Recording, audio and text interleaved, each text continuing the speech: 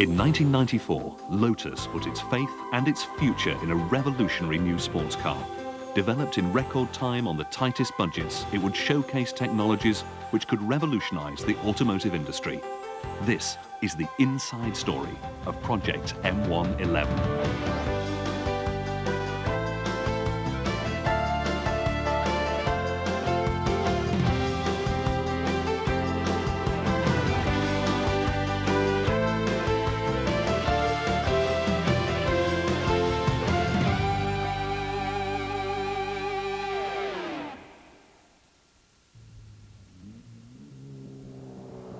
The Lotus 7 was a revolution when it was launched in 1957, delivering racing car performance and production car prices.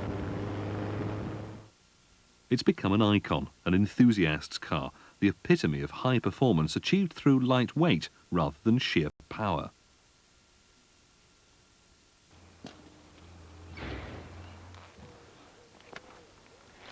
But when Lotus looked to recapture its spirit in a new car for the 90s, inspiration came from an altogether different source.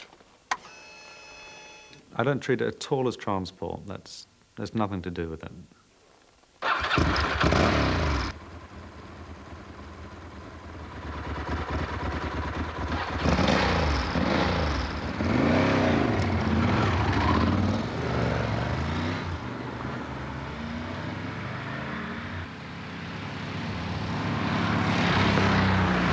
You're riding around on something which is all tidy inside, you know? It's like a beautiful woman with a nice personality. It's so clear-cut in its execution. It makes such a strong statement about what it's about. And, I mean, along with that, the same statement about its owner. If you take the clothes off a Ducati, you see lots of nice things.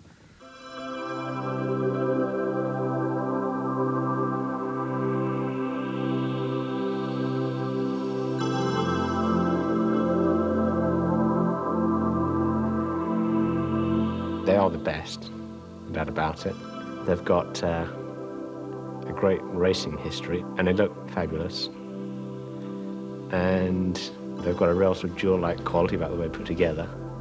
I mean, you know, it's just a nice piece of kit to have. Everything's down to lightweight, beautifully engineered, and its whole purpose is to be this this motorbike which they make for the road, but it's actually a racing machine. And that's all that's so exciting about it. But it's just this no compromise thing, you know. They don't want to sell them in big numbers. They only have to sell them to the, you know, the people who really know. And that's what's nice about it.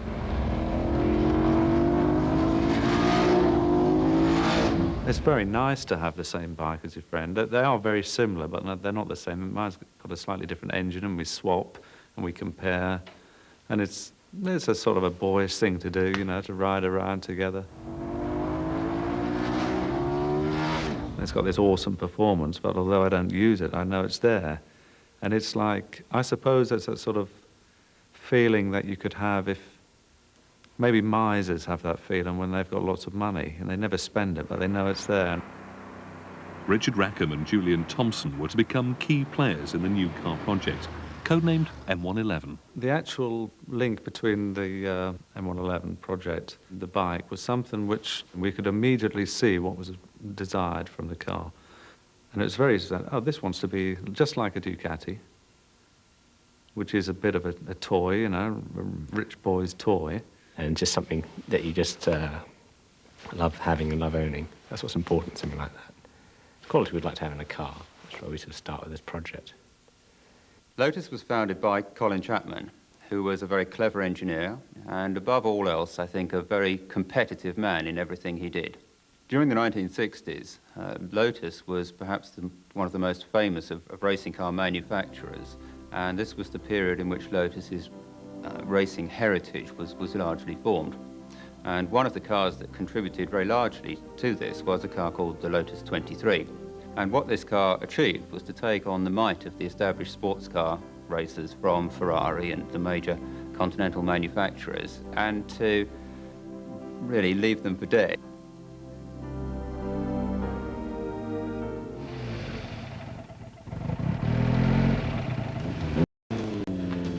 A decade later, in a bid to improve the company's profitability, Colin Chapman took Lotus up market and launched the Esprit.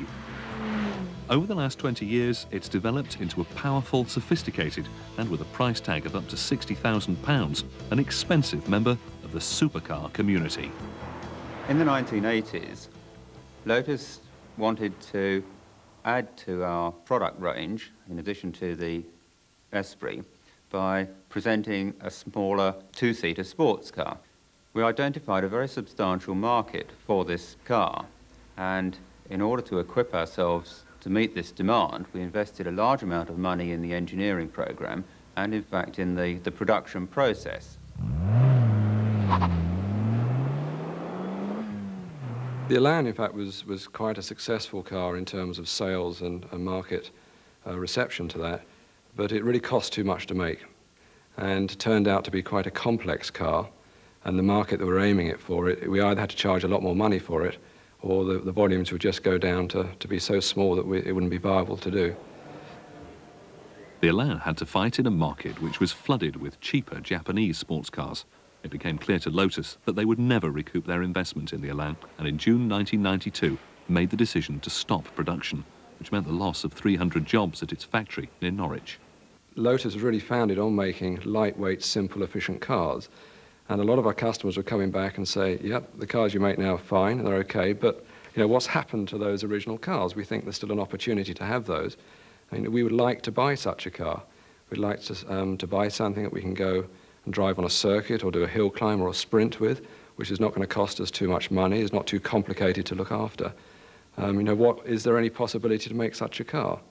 So that really did inspire us to go and look to see what we could do. This is just an old car. If you want a Lotus 7, you buy a Lotus 7. It does have some really great elements about it, doesn't it? Like virtually no overhangs and that sort of thing, And yeah, because it's open-bodied, you just got this like amazing sort of like wheel at every corner. But you see, so many people have tried to do modern versions of that. You've got the Donkbot, the Mirac, cars like that, and they've all taken that and they've all tried to build on it. Lotus themselves, when they did the later version of this car, the Super 7, the update wasn't as good as the original. It's just an icon. It's got to remain the same. And everyone who's tried to do one of those cars, it just so caricatured essentially, aren't they? Yeah. I think the philosophy is what we're trying to capture. And I don't think the look of the car is what Lotus stands for anymore. We are a modern design house, and we're trying to do something which is state of the art. It needs to have sort of like a hard edge, no compromise sort of attitude to it, which is what the 7 is all about, isn't it? People who drive 7s are like a bit of a breed apart because it's not your everyday car. The advantage we've got rather than the disadvantage is that we only have to make so many hundred or just a couple of thousand cars, and so we're only looking for this really specialised customer, same customer who buys, a really nice watch or a motorbike or something like that. And so we can cater just for this really cool bloke, for want of a better term. We don't have to cater for housewives and whatever like that, and that's our advantage rather than disadvantage. Yeah. So our limited production numbers, we want to turn that round so we can actually produce something really special.